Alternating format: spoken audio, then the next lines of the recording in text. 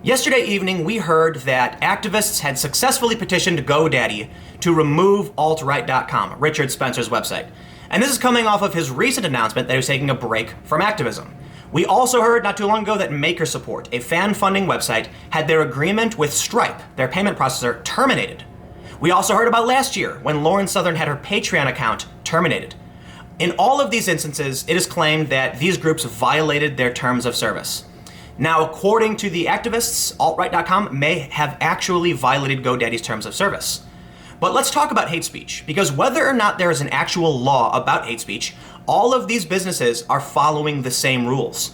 It would seem that with the multiple layers of a business, from banking institutions to credit cards to payment processors to the actual platforms themselves, they are all locked into following the same policies about hate speech and what is or is not allowed on their platform. And that means we are likely facing a future of controlled speech.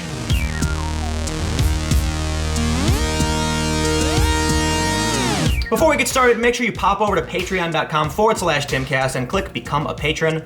There are many different tiers to choose from, but whatever you choose, you will be helping support my work. Traveling and covering news is very expensive, so please consider becoming a patron at whatever level you feel comfortable today. Our first story from the Register.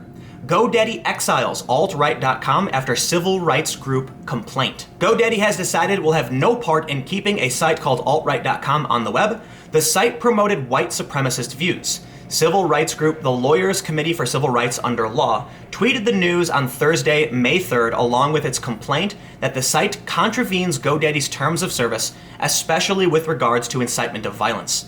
GoDaddy appears to have agreed with that analysis because at the time of writing, AltRight.com was nowhere to be seen online. The tweet from Kristen Clark, who describes herself as President and Executive Director, Lawyers Committee for Civil Rights Under Law, said, "Breaking. We shut down Richard Spencer's AltRight website. We will continue using every tool in our arsenal to confront white supremacists, the alt-right, and those who incite violence and hate in our country.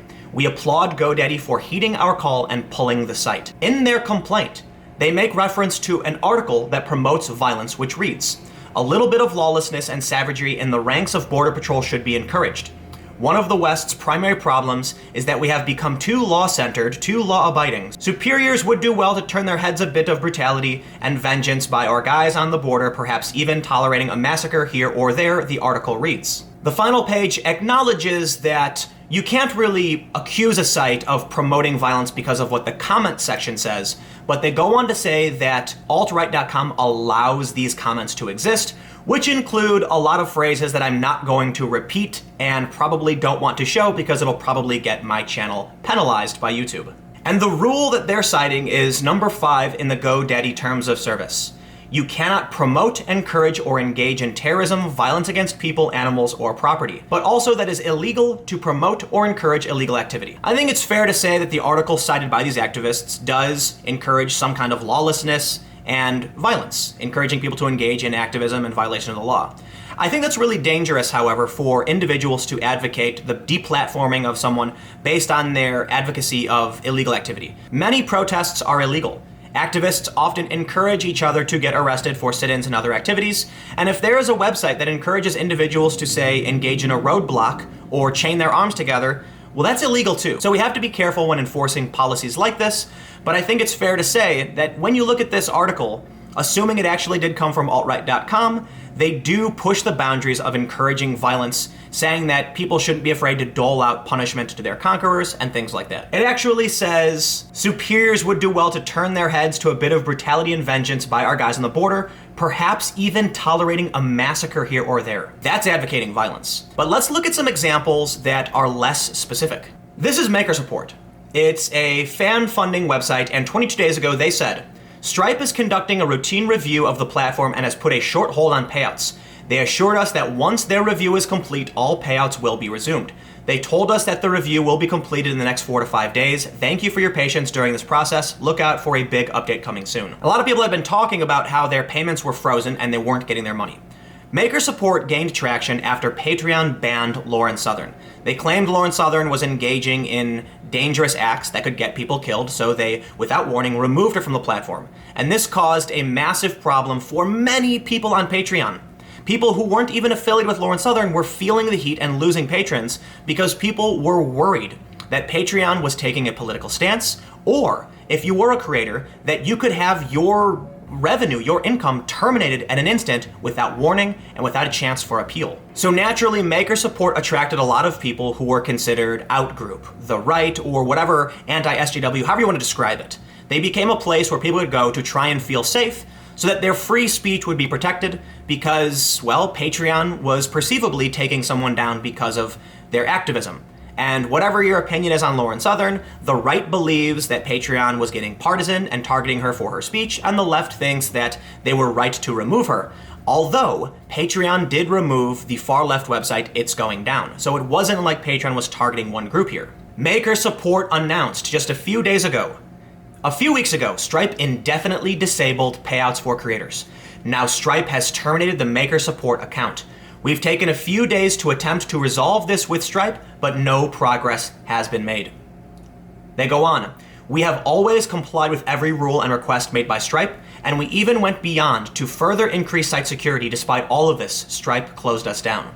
There is some evidence of a coordinated attack on Maker support to harm our relationship with Stripe. We are looking into this and will release evidence if it's confirmed. Rumors have been circulating that people on the far left targeted Maker support with fraudulent credit card transactions and massive waves of chargebacks, forcing Stripe to drop them because Stripe would have no choice. Whether or not that's true, I don't know. That's just an internet rumor. What I can say though is that I reached out to Maker support and they refused to comment on an individual case. They refused to provide a comment on Maker support.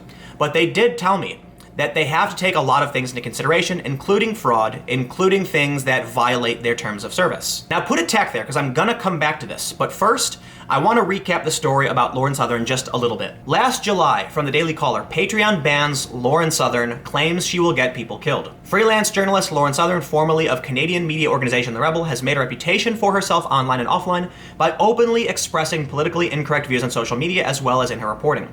This week, the crowdfunding site Patreon banned Southern's account over claims her work would get people killed. They claimed I'm raising money that will get people killed, says Southern, who showed the DC the email Patreon sent her. She added that the company is refusing to even consider appeal. And in this email it says, "Hi Laura, my name is Max and I'm a member of the Trust and Safety team at Patreon.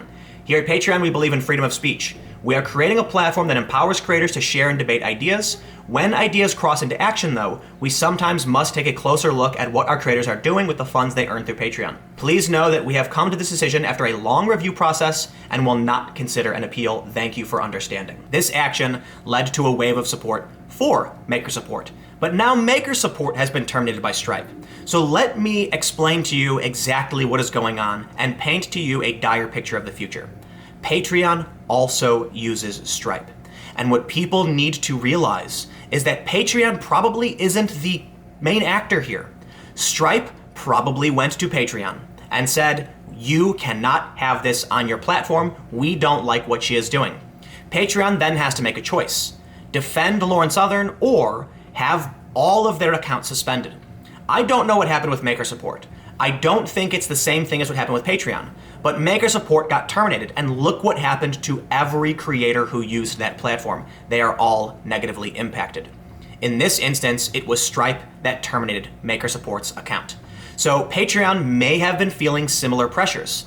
But is it as easy as to just blame Stripe? The answer is no, because Stripe has agreements with credit card companies who also have their own terms of service. And they also have agreements with banking institutions which have their own terms of service. A lot of people are debating whether or not hate speech should be law or not. You've got people advocating for hate speech to not be protected under the First Amendment, even though the Supreme Court says there's no such thing as hate speech and free speech is free so long as you're not inciting violence. To go back to the first story, it looks like AltRight.com did in fact advocate violence, and they got terminated because of it, and that's just the latest iteration. But we don't really know why Maker support got terminated. But what I can say is that we can't just easily blame Stripe for this, and they're all holding each other in the same headlock. At any point, any one of these companies could be in breach with one of their partner companies by platforming someone in any way if it can be construed as violating their terms of service. I spoke with Stripe, who told me that you cannot have anyone on the platform that advocates violence, and they directed me to their terms of service. And this means that essentially, hate speech is an unwritten law. That's just my point of view. Obviously, there's a lot of arguments to be made against it. But when companies are scared that by not taking action, they will be negatively impacted, you create this domino effect of all of these other companies enforcing rules against each other. And if that's not an unwritten law, I don't know what is. Obviously, the government can't take action against you for your speech. We have the First Amendment. But businesses can. And it doesn't matter if you're using Twitter. It doesn't matter if you buy a domain from a company. They can claim you violate their terms of service, and you're welcome to sue them. Speech is happening on private platforms. Even if you own the website, you are still on someone else's platform. There's an argument that if you don't like Twitter, Facebook, or YouTube's policies, you can go somewhere else. But no, you can't. Because even if you take your speech to another platform, it can be taken down by the DNS. It can be taken down by your file hosting service. It can be taken down by anyone. So all there is a potential future where we're all going to say what we think is safe. We're going to self-censor, and we're not going to have certain debates. And the scariest thing about this, if you only remove the hate speech and allow people to say whatever they want so long as it isn't hateful, they will build support using tolerable ideas that we think are okay. They won't know that specific individuals actually have detestable ideals and are probably bad people because you are sanitizing their language. So let me know what you think in the comments below, and we'll keep the conversation going. How do you feel about this? I mean, when I look at what this letter says, it really does seem like AltRight.com was inciting violence. But what do you think? Perhaps this article was taken out of context. I don't know, because the website's been taken down. I don't know what other ideas they were presenting because the simple sharing of the idea has been removed. If people are advocating for things that are illegal, then yeah, they shouldn't be allowed to do it. If someone is inciting someone to violence or creating a clear and imminent threat, that's illegal. They shouldn't be allowed to do it. And it seems like that's the case here. But what about maker support? What about all the creators who use that platform who have now lost access to revenue? We don't know why that happened. But again, comment below, we'll keep the conversation going. Stay tuned. New videos every day at 4 p.m. You can follow me on Twitter at Timcast. Thank you all so much for watching, and I will see you all tomorrow.